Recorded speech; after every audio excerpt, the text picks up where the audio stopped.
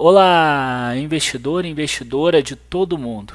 Aqui é o canal Dica de hoje. Hoje, sábado, dia da gente falar um pouco mais sobre macroeconomia, e a notícia que mais trouxe repercussão essa semana foi a saída de estrangeiros da Bolsa Brasileira. O fluxo estrangeiro que ficou o mais negativo desde o início da série histórica de 1996, inclusive ultrapassando o limite lá, o máximo que tinha sido em 2008, em plena crise. Então isso trouxe uma certa repercussão ao mercado.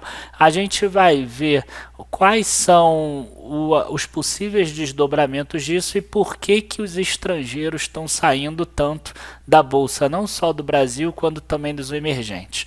Então, se você gosta do nosso canal, já curte o vídeo, comenta também o que você quiser e se inscreva no canal, que a gente já começa depois da vinheta.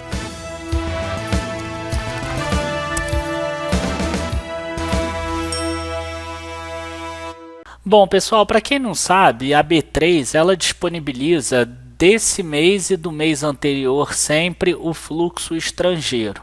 Tá? Então, se a gente parar para olhar aqui a participação dos investidores em julho, por exemplo, a gente vai ver que pessoas físicas no mercado à vista trabalharam aí em torno de 20%, o que já é um grande aumento em relação ao que era no passado, e os investidores estrangeiros 44%.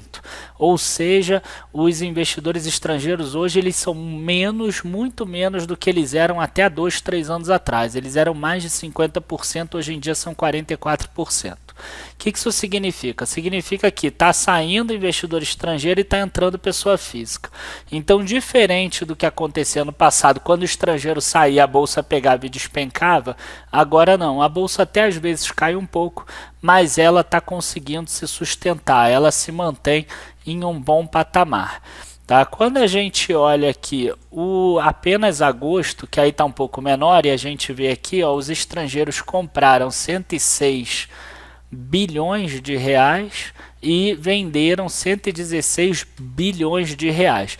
Eles fizeram aqui uma venda, né, uma saída de 10 bilhões mais ou menos, então isso apenas em agosto.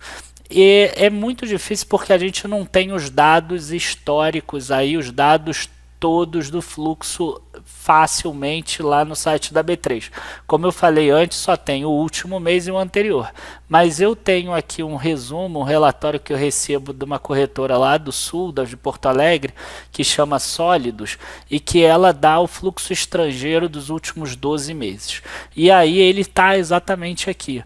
Quando a gente dá uma olhada, a gente vê que no ano teve uma saída de capital de 19 bilhões, no mês aqui, já um pouco depois do que aquele que eu passei, 8,7 bilhões, e aqui a gente vê que se pegasse os últimos 12 meses, desde agosto do ano passado, a gente teria hoje quase 25 bilhões de reais de saída, e mesmo assim a bolsa subiu. Se a gente pensar agosto do ano passado para agosto desse ano, a bolsa não caiu, né? A bolsa inclusive subiu, a gente estava num período pré-eleitoral.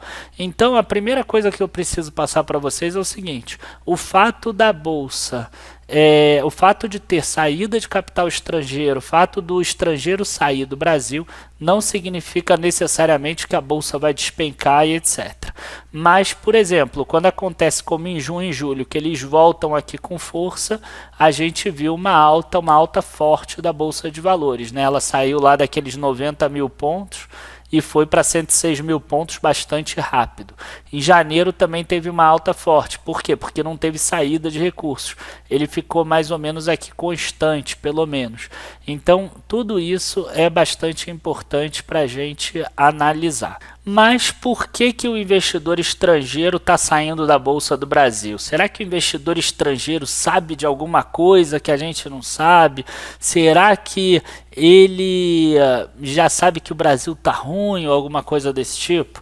E não é nada disso, tá? O que acontece é o seguinte: existem dois motivos principais que o investidor estrangeiro ele sai dos países emergentes e volta para países desenvolvidos. O primeiro é a questão de ganho. né? Questão de ganho. Quer dizer, ele está num país emergente porque ele quer ganhar mais dinheiro do que no país desenvolvido. Ele sabe que ele está tomando um risco maior, então ele precisa ter um retorno maior. Aí vamos pensar agora Brasil. O Brasil, o que aconteceu com a expectativa da taxa Selic nas últimas 6 semanas, mais ou menos? Caiu. A expectativa de terminar esse ano em 6,5% caiu para 5%. O que aconteceu nos Estados Unidos nesse mesmo período? O Federal Reserve disse que a queda dos juros não vai ser tão intensa como se imaginava. Então já tem expectativa que ele se mantenha nesse patamar entre 2 e 2,25 ou no máximo caia para 1,75, 2. Então a diferença entre os dois países, a gente tem aí que no final do ano deve ficar alguma coisa entre 2,75% e 3%. E aí a gente vem no risco Brasil. O risco Brasil, que chegou aqui a 200 pontos em julho, quando os estrangeiros estavam entrando no Brasil, ele já subiu para 243. O que significa 243? Significa 2,43%. Ou seja, se a gente tem uma expectativa lá na frente de um ganho Brasil, além dos Estados Unidos, de 2,75 e o risco é 2,43, eu realmente, se eu fosse um investidor estrangeiro, eu não investiria no Brasil, por exemplo, porque ganhar 0,32 em um país que eu não conheço, um país emergente, que a gente não sabe bem o que vai acontecer, para ganhar 0,32 a mais do que o prêmio de risco, aqui do que o próprio risco Brasil, para mim não interessaria. Tá? Então, esse é o racional do investidor estrangeiro. Se o risco Brasil caísse aqui de 200 pontos, ok. Então, quer dizer, a Selic deve cair até 5%, porque o Brasil vai precisar disso para ter um crescimento maior, para ter quedas de juros, mas o fato dos Estados Unidos não continuar caindo a taxa dele de juros atrapalhou essa trajetória aqui de fluxo de dinheiro estrangeiro. Tá? Outro motivo que faz os estrangeiros saírem do Brasil é se eles imaginam que existe uma crise. Nesse caso, você não tem foco no retorno, você tem foco apenas no risco.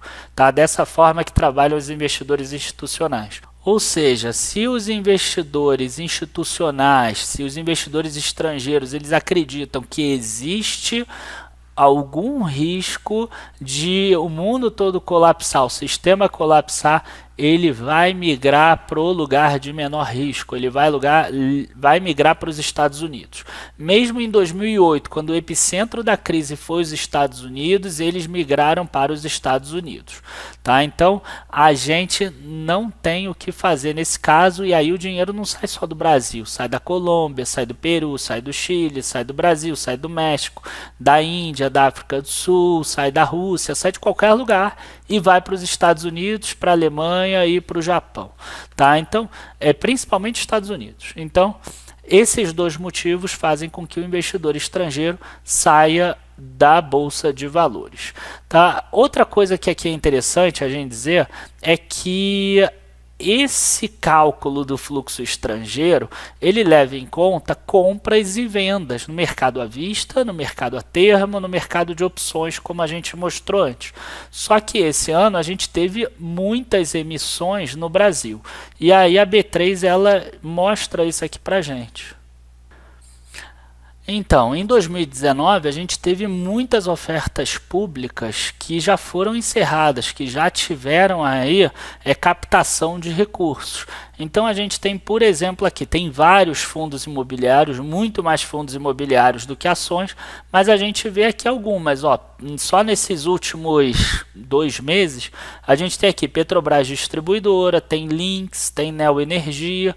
Então, os investidores estrangeiros, às vezes, eles estão vendendo recurso, mas o fluxo não está saindo, ele pode estar sendo migrado também para essas ofertas públicas primárias ou secundárias, mas que estão aqui dentro do Brasil também. Então teria que fazer um cálculo para diminuir. Outra coisa também importante é que em 2008 saiu 16,5 bilhões da Bolsa Brasileira, mas o mercado era muito menor do que é hoje. A quantidade de volume de negociação naquela época, a gente podia falar aí alguma coisa em torno de 3, 4 bilhões dia, né? E hoje em dia a gente fala às vezes de 14 bilhões, 12 bilhões de negociação diária. Então, para você comparar, a gente teria que aí ter uma saída de recursos de 50 bilhões, por exemplo, alguma coisa nesse sentido.